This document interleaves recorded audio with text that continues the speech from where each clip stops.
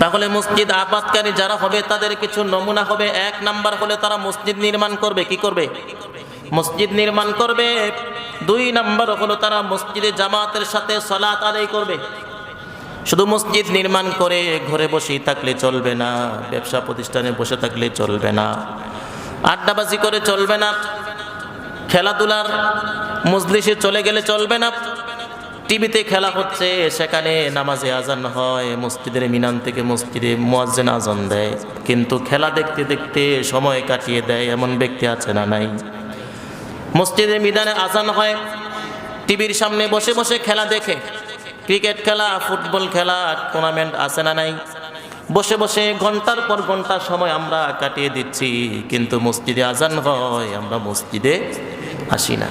আল্লাহ বলেন মসজিদ আবাদকারী যারা হবে তাদের 2 নাম্বার গুণ হবে তারা মসজিদে জামাতের সাথে নামাজ পড়বে। একা একা না, ব্যস্ততার কারণে কঠিন পরিস্থিতিতে পড়ে গেলে জামাত ত্যাগ করছে, সে একা একা নামাজ পড়বে। কিন্তু ইচ্ছাকৃতভাবে কেউ যদি জামাত তরক করে, অন্যান্য ইমামরা বলেন তার জন্য বড় কবিরা গুনাহ হবে, তার নামাজই হবে না। কেউ যদি ইচ্ছাকৃতভাবে জামাত ত্যাগ করে, অন্যান্য ইমামরা বলছে জামাতে নামাজ না পড়লে নামাজই হবে না, কিন্তু ইমাম আবু হানিফা রাহমাতুল্লাহ আলাইহি বলেন না, নামাজ জামাতে নামাজ না পড়লে নামাজ কি হয়ে যাবে। বিশ্বনবী বলছেন যে আমার মন চায় যে যারা আজান হওয়ার পরও মসজিদে এসে নামাজে জামাতের সাথে পড়তে আসে না, আমার মন চায় তাদের ঘর বাড়িগুলো জ্বালিয়ে দিই। যদি ওই ঘরে নারী আর শিশু না থাকতো তাহলে ঘর বাড়িগুলো আমার মন চায় জ্বালিয়ে দিত।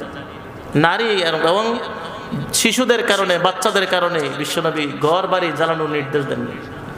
তার মানে হলো জামাতের কত গুরুত্ব বিশ্বনবী বলছেন। এই প্রেক্ষিতে অন্যান্য ইমামরা বলেন জামাতের সাথে নামাজ আদায় না করলে নামাজই হবে না, কিন্তু ইমাম আবু হানিফা রাহমাতুল্লাহ আলাইহি তার ইজতিহাদ সবচেয়ে দামি এবং উচ্চাঙ্গী ছিল। তিনি চিন্তা করলেন নবী যেহেতু ঘর জ্বালিয়ে দেন নাই, তার মানে হলো এই ঘরে যারা নামাজ পড়তেছে তাদের নামাজ তো অবশ্যই হচ্ছে, না হয় নবী নারী শিশুদেরকে বের করে ঘর জ্বালিয়ে দিত। তার মানে হলো জামাতের গুরুত্ব বুঝাতে গিয়ে বিশ্বনবী এটা কি করছেন বলছেন। তার মানে জামাতের কতটুকু গুরুত্ব আছে। এজন্য মসজিদ আবাদকারী যারা হবে তারা জামাতের সাথে মসজিদে এসে কি করবে? নামাজ আদায় করবে। 2 নাম্বার গুণ হলো মসজিদে এসে জামাতের সাথে নামাজ আদায় করা। ইচ্ছা শক্তি থাকার পরেও মসজিদে এসে জামাতে আদায় না করা, এটা গুনাহ আছে না নাই? সওয়াব থেকে বঞ্চিত হয়ে যায়। কেউ যদি একাকী নামাজ পড়ে, একাকী নামাজ পড়ার চাইতে কেউ যদি মসজিদে এসে জামাতের সাথে নামাজ আদায় করে 27 গুণ সওয়াব বাড়িয়ে দেন কে? 27 গুণ সওয়াব থেকে আমি আপনি বঞ্চিত হয়ে গেলাম। আর যারা মসজিদে এসে জামাতের সাথে নামাজ আদায় করে সে 27 গুণ সওয়াবের অধিকারী হয়ে যায়। আল্লাহ বলেন ওয়াসারিউ ইলা মাগফিরাতিম মির রাব্বিকুম ওয়া জান্নাতিন আরদুহাস সামাওয়াতু ওয়াল আরদ উইদ্দাত লিল মুত্তাকিন। আল্লাহ বলেন মাগফিরাতের জন্য দৌড়াও, প্রতিযোগিতা করা। আমাদের ইবাদতের ক্ষেত্রে কি করা? প্রতিযোগিতা করতে। এই জন্য জান্নাত কয়টা রাখলেন? এই যে 8টা জান্নাত আল্লাহ পাক রাখলেন। এই যে জান্নাতগুলো এই শ্রেণী বিন্যাসের কারণে এক একজন এক এক জান্নাতে যাবে। কেউ 1 নাম্বার হলো, আবার কেউ 8 নাম্বার হয়ে গেল। তো যে 5 ওয়াক্ত নামাজ পড়লো, যার 4 ওয়াক্ত পড়লো, সে তো 1 জান্নাত পেছনে পড়ে গেল। এজন্য যত অগ্রসর হয়ে যায়, যে যত বেশি ইবাদত করতেছে তার চেয়ে বেশি ইবাদত কি করে করা যায়। কিন্তু আমাদের মাঝে এমন যে 1 তলা বিল্ডিং করছে, তার পাশে আমি বাড়ি করব, 2 তলা করব, এই প্রতিযোগিতা আছে, আচ্ছা না নাই? যে 10 তলা করছে আমি 20 তলা করব, যে 5 তলা করছে আমি 6 তলা করব, 1 তলা আমি বেশি রাখবো। মানে বোঝা যাবে এই পার্শ্ববর্তী 5 তলা আর 6 তলার মাঝে পার্থক্য হলো সে 5 তলার মালিক আর আমি 6 তলার মালিক, আছে না নাই? আমাদের মাঝে আছে এই প্রতিযোগিতা। আল্লাহ বললেন তোমরা ইবাদতের ক্ষেত্রে প্রতিযোগিতা করো, কে কত বেশি ইবাদত করতে পারো। কারণ দুনিয়াটা ক্ষণস্থায়ী, 60, 70, 80 বছর জিন্দিগির একটা প্রতিযোগিতা, কিন্তু ইবাদতের ক্ষেত্রে প্রতিযোগিতা হবে চিরস্থায়ী, যেই জীবনের কোনো শেষ নাই, শুরু হয়ে যাবে কিন্তু শেষ হবে না। তো আমাদের গর্ব করা আর প্রতিযোগিতা করা হবে আখিরাত নিয়ে, ঠিক কিনা? এজন্য বেশি বেশি ইবাদত করো, জামাতের সাথে নামাজ আদায় করবে, মসজিদে জামাতের সাথে নামাজ আদায় করবে। এটা নামাজ আদায়কারী, সালাত আদায়কারী, মসজিদ আবাদকারীদের একটা গুণ হবে। এজন্য আমরা কি জানলাম? মসজিদে আসবো, আসার পরে কি করব? নামাজ পড়ব, না হয় কোরআন তেলাওয়াত করব, অথবা তাসবিহ তাহলিল করব। অর্থাৎ ইবাদত মসজিদে যতটুকু যা করা যায়, ওই ইবাদত ছাড়া বাহিরে আর কোনো কাজ মসজিদে করা যাবে না। ওযুখানা আসেনি আমাদের মসজিদে?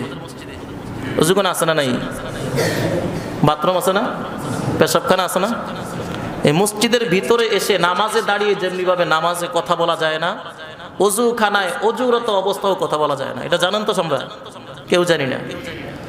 কেউ যখন ওযু করতে বসে যায়, তখন আল্লাহর পক্ষ থেকে 4 জন রহমতের ফেরেশতা একটা চাদর নিয়ে 4 কোণায় দাঁড়িয়ে তাঁবুর মতো দাঁড়িয়ে থাকে, রহমতের ছায়া দিয়ে। আপনি যখন একটা কথা বলছেন, একজন ফেরেশতা এক কোণা ছেড়ে চলে যায়, আরেকটা কথা বলবেন, আরেক কোণা ছেড়ে চলে যাবে, আরেকটা কথা বলছেন, ওই ব্যক্তি চলে যাবে, আরেকটা কথা বলছেন, চতুর্থ জন শেষ। তার মানে আপনার উপর থেকে আল্লাহর রহমত কি হয়ে গেছে? শেষ হয়ে গেছে। অজুরত অবস্থায় কথা বলা কি নিষেধ, কথা বলা যাবে না। অনেকে অজুও করতেছে, কথাও বলতেছে, মানে হ্যাঁ গল্প অজুর সময় করতে হবে, আর সময় নেই। অজুর পরে আর কথা বলার সুযোগ হবে না, এই অজুর সময় তাই কথা বলতে হবে।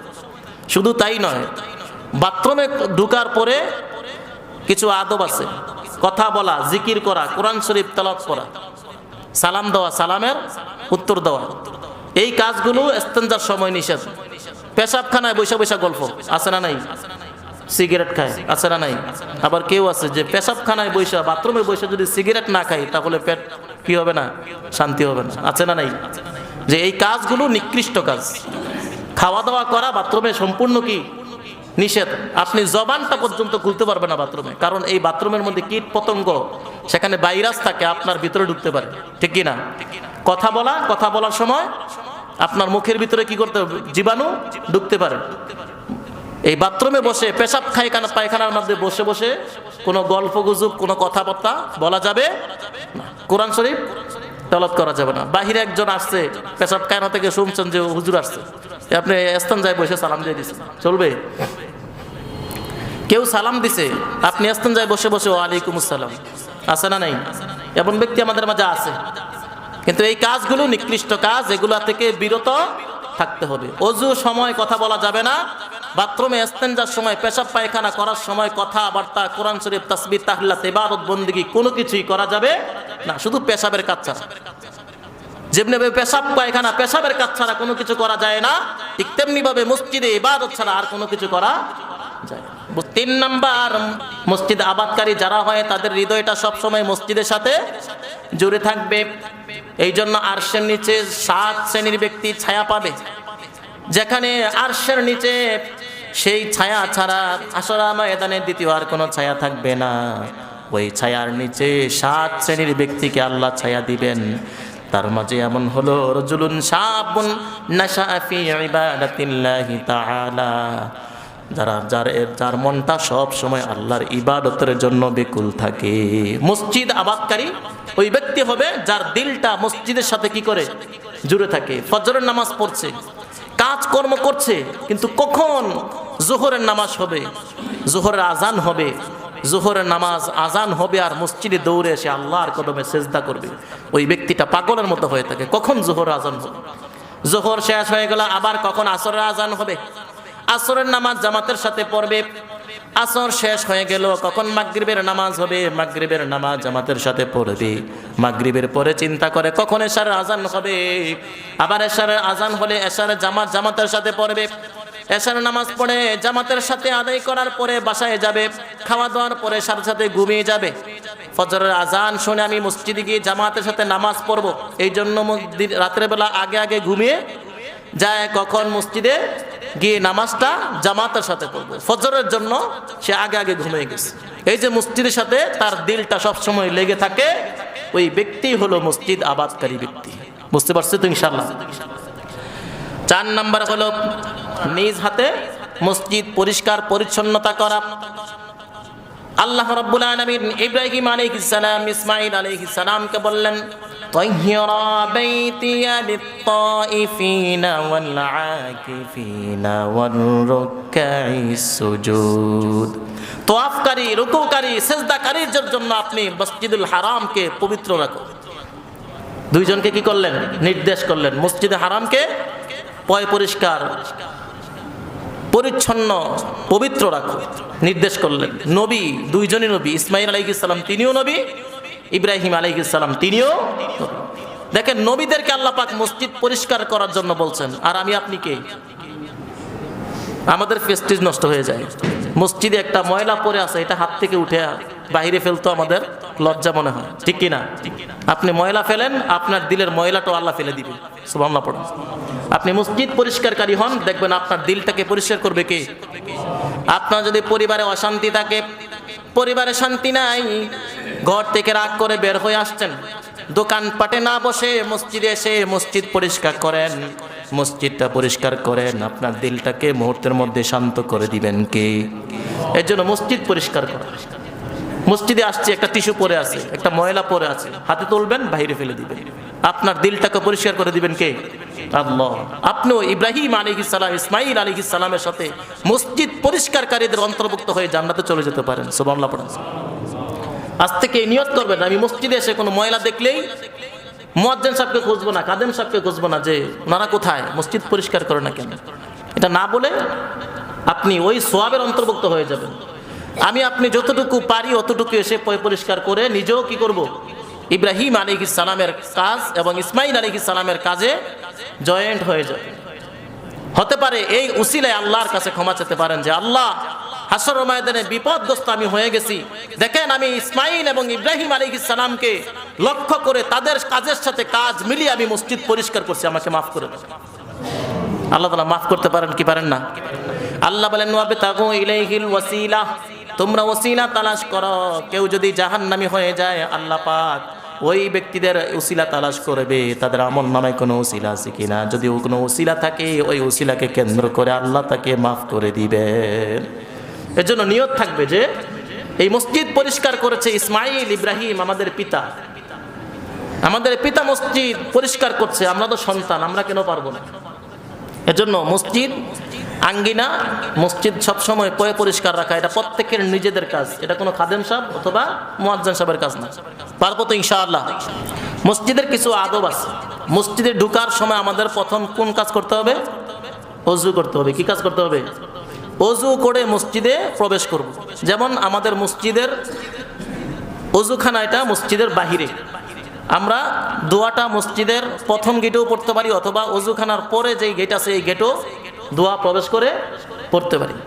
তো ওযু করার পরে আমরা মসজিদে প্রবেশ করব। প্রবেশ করার ক্ষেত্রে আমাদের ডান পায়ে দিয়ে প্রবেশ করতে হবে।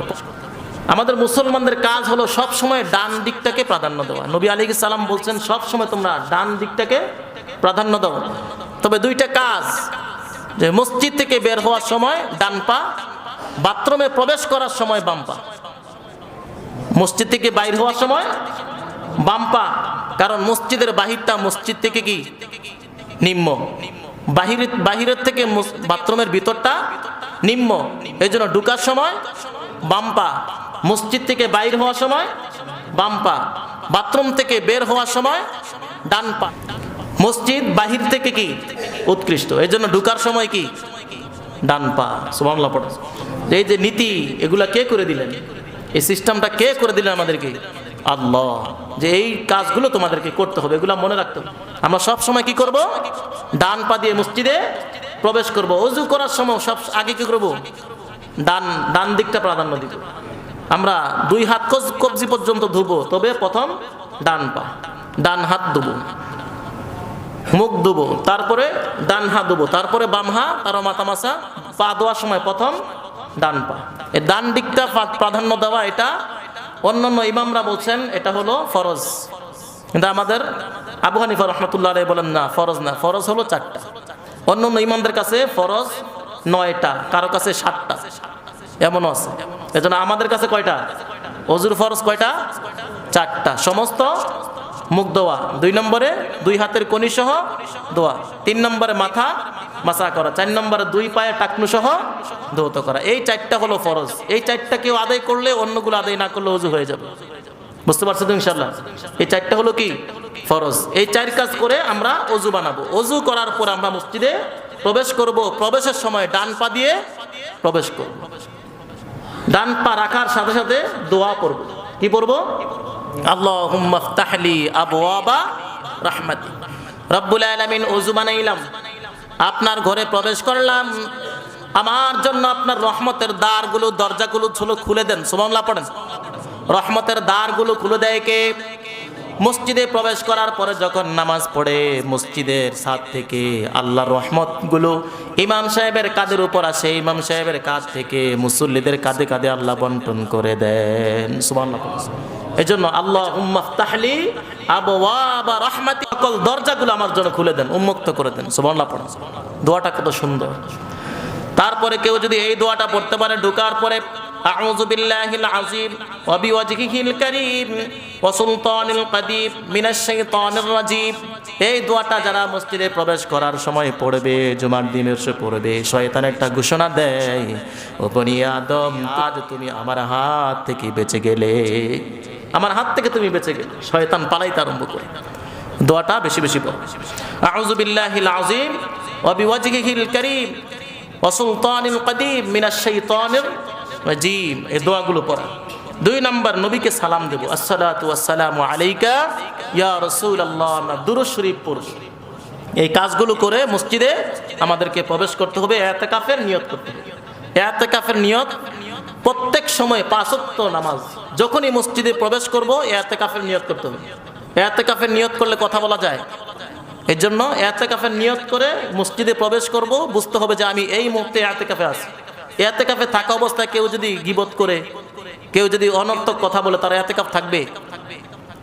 ইতিকাফ কত প্রকার? 3 প্রকার। কয় প্রকার? 3 প্রকার। একটা হলো ওয়াজিব, আরেকটা হলো সুন্নত মুআক্কাদা, আরেকটা হলো নফল। ওয়াজিব কোনটা? যে কেউ যদি মান্নতের ইতিকাফ করে যে আমি অমুক কাজটা হলে আমি ইতিকাফ করব, তখন তার জন্য এই ইতিকাফ করা কি ওয়াজিব। আরেকটা হলো সুন্নতে মুআক্কাদা, যেটা রমজানুল মুবারকের শেষ দশকে 10 দিন কি করা হয়? ইতিকাফ করা হয়, সুন্নতে মুআক্কাদা। আর 5 ওয়াক্ত নামাজ, এটা ছাড়া আরো অন্যান্য যে কোনো সময় মসজিদে প্রবেশ করা হয়, ওই সময় ইতিকাফের নিয়ত করা কি নফল। এই সব সময় মসজিদে যে কোনো সময় প্রবেশ করলেই ইতিকাফের নিয়ত লাগবেই। আর যখনই প্রবেশ করব মনে করব যে আমি ইতিকাফের নিয়তে প্রবেশ করেছি, কোনো কথাবার্তা চলবে না, কোনো গীবত শিকায়াত চলবে না, কোনো সমালোচনা। বের হওয়ার সময় কোন দোয়া পড়ব? আল্লাহুম্মা ইন্নী আসআলুকা মিন ফাদলিক। এই যে প্রথম দোয়া করেছি, রহমতের দ্বারগুলো খুলে দেন। যেই রহমতগুলো আমার উপর নাজিল হয়েছে, আল্লাহ এই রহমতের দ্বারা আপনার অনুগ্রহ ফজল আমাকে দান করেন। আপনার কাছে আপনার অনুগ্রহ, আপনার ফজল চাই। অনুগ্রহ দ্বারা এখানে কি বুঝিয়েছে? এটার দ্বারা রিজিক বুঝানো হয়েছে। অর্থাৎ আমি মসজিদ থেকে বের হওয়ার পরে আমার যা কিছু প্রয়োজন সব আপনি কি করেন? দান করেন, আমাকে রিজিক দান করেন। এই রহমত নিয়ে যখন আপনি মসজিদের বাহিরে পা দিবেন, আপনার ব্যবসার মাঝে ফজল দান করবে কে? আপনার চাকরির মাঝে বরকত দান করবে কে? আপনার জমি জমা উপার্জনের মাধ্যমের মাঝে বরকত দান করবেন কে? এটা চাইতে হবে। এই যে আল্লাহুম্মা ইন্নী আসআলুকা মিন ফাদলিক, আপনার কাছ থেকে আপনার ফজল চাই, অনুগ্রহ চাই, দয়া চাই, রিজিক চাই। এটা কি দোকান থেকে বের হইলে, ঘর থেকে বের হলে পাওয়া যাবে? এটা মসজিদ থেকে বের হতে হবে। কারণ মসজিদে আসার পরে বাইতুল মামুর থেকে যেই রহমতগুলো আসে বাইতুল্লাহর উপরে, বাইতুল্লাহর কাছ থেকে পৃথিবীর প্রত্যেকটা মসজিদের ছাদে ছাদে এই রহমতগুলো পৌঁছে যায়। আর প্রত্যেক ছাদ থেকে প্রত্যেক ইমামের কাঁধে এসে যায়, ইমামের কাঁধ থেকে প্রত্যেকের মুসল্লির কাঁধে কাঁধে চলে যায়। মুসল্লির জন্য মসজিদের বাহিরে পা রাখে, সাথে সাথে মুসল্লিদের মানুষের জন্য রিজিক বৃদ্ধি করে দেন কে? তাহলে মসজিদে এসে নামাজ না পড়লে রিজিক পাওয়া যাবে? আমাদের রিজিকের অভাব, রিজিক খাইতেছে কিন্তু বরকত নাই। একজনে 10,000 টাকা দিয়ে পূর্ণ ফ্যামিলি চালাইতেছে, কোনো সমস্যা নেই। আরেকজনে 10 লাখ টাকা খরচ করার পরও অভাব হয়ে গেছে, 15 দিন শেষ, 10 লাখ টাকা শেষ, বের হয়ে গেছে। কারণ এর মাঝে বরকত কি নাই। এজন্য টাকা হইতে পারে কিন্তু বরকত থাকবে না। এজন্য হালাল উপার্জনের মাঝে বরকত। নামাজ পড়ে যারা উপার্জন হালাল হয় তাদের। আমরা মসজিদে প্রবেশ করব, পরস্পরে কি করব? 2 রাকাত দুখলুল মসজিদ পড়ব। 2 দুখলুল মসজিদের ফাজাইল অনেক। বিশ্বনবী সাল্লাল্লাহু আলাইহি ওয়াসাল্লাম জুমার খুতবার জন্য দাঁড়িয়ে গেছেন। একজন সাহাবী প্রবেশ করছেন। বিশ্বনবী ডাকলেন, সাহাবী তুমি কি দুখলুল মসজিদ পড়েছো? বলে পড়ে নাই। বিষ্ণু এবার লেন তুমি দখলুল মসজিদ পড়ে নাও, তারপরে আমি খুতবা দেব। সুবহানাল্লাহ পড়ে। কেউ যদি দখলুল মসজিদ এসে পড়ে, যেমন জুমার নামাজের পূর্বে 4 রাকাত কি আছে? সুন্নত আছে। এরা যদি মসজিদে ঢুকার পরে সাথে সাথে 4 রাকাত পড়ে নেয়, তাহলে তার জন্য অতিরিক্ত দখলুল মসজিদ পড়তে হবে না। সুন্নত পড়ার সাথে সাথে দখলুল মসজিদের সওয়াব তার আমলনামায় কি করবে? দান করবে। তবে কেউ যদি মসজিদে এসে বসে যায়, তারপরে সুন্নত পড়ে, তার জন্য দখলুল মসজিদের সওয়াব আসবে না। মসজিদে আসার পরে বসার আগেই সুন্নত আছে, সুন্নত পড়ে নিই। তাহলে সুন্নত পড়লে বসার আগেই সুন্নত পড়ে নিলেও দখলুল মসজিদের সওয়াব তার আমলনামায় যোগ হয়ে যাবে। এই জন্য আলাদা কোনো দখলুল মসজিদ পড়তে হবে না। কেউ যদি মনে করে আমি পরে সুন্নত পড়বো, তাহলে ঢুকে কি করবো? দখলুল মসজিদ পড়ে নিই। আল্লাহর হাবিব বললেন যে তোমরা মসজিদে এসে সেজদা করো, জামাতের সাথে নামাজ আদায় করো, তবে কবরকে তোমরা মসজিদ বানাও না। তোমরা জামাতের সাথে আদায় করবা নামাজ, এটা মসজিদে, তবে কবরকে মসজিদ বানিয়ে নিও না। তার মানে বোঝা গেল কবরে সেজদা, মসজিদ মানে কি? কবরকে সেজদার জায়গা বানাও না। তার মানে কবরে সেজদা করা যাবে না। 2 নাম্বার, মান্নত করো না। কোনো কবরে কোনো ব্যক্তির নামে মান্নত চলবে না। মান্নত হবে একজনের নামে, তিনি কে? কুরবানি হবে একজনের নামে, তিনি কে? এই মান্নত, কুরবানি, কসম সব কিছু কার নামে হয়?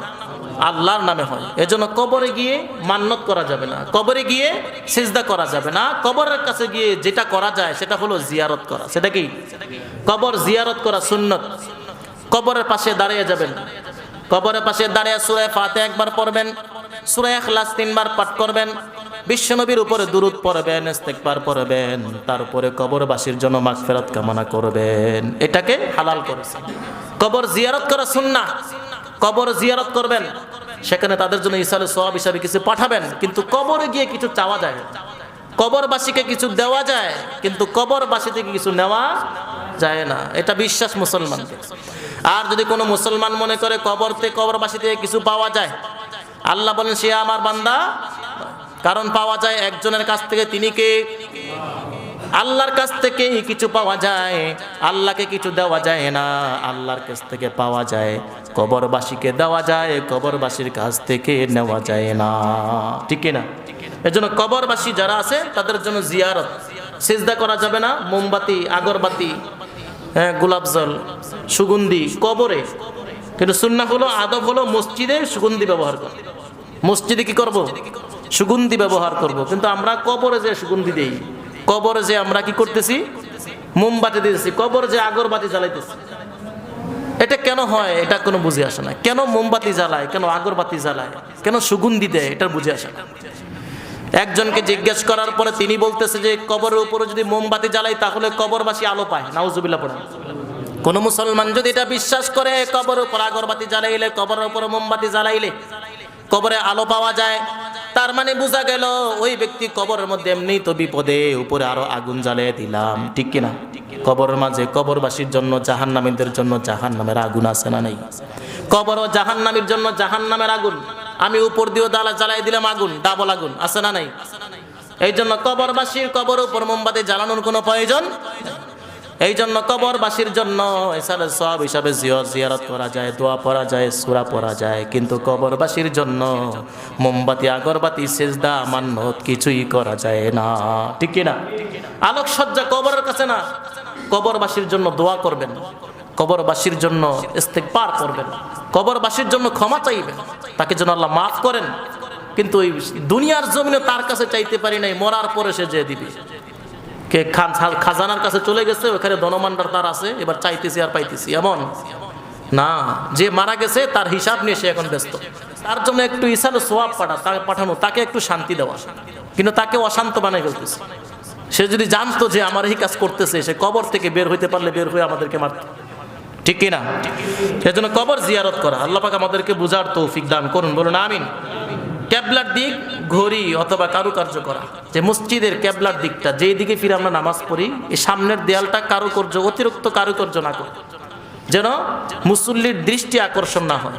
মসজিদে দাঁড়ায় রয়েছি, সূরাও পড়তেছি, সব পড়তেছি, তাকায় রয়েছি মসজিদের কারুকার্যের দিকে, আছে না নাই? এই জন্য মসজিদ কমিটি দায়ী হয়ে যায়।